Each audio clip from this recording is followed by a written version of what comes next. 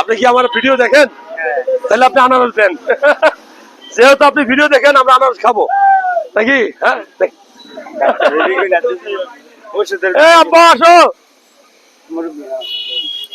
আমরা একসময় আনারস ক্ষেত করতাম, আমাদের ফুলবাড়িয়াতেও প্রচুর, আমার বাড়ি ফুলবাড়িয়াতে প্রচুর আনারস। আমি আনারস খেতে বড় হয়েছি, কিন্তু এখন তার ওখানে আনারসটা নাই, অন্য কিছু করে, এখন অন্য ফসল করে।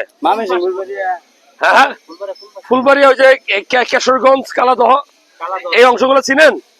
এই জায়গা কোথায়?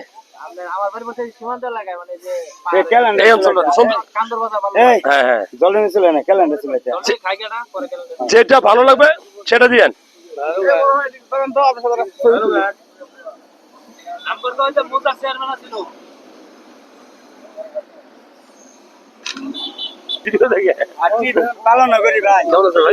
ভালো আছেন? এখানে বাসা?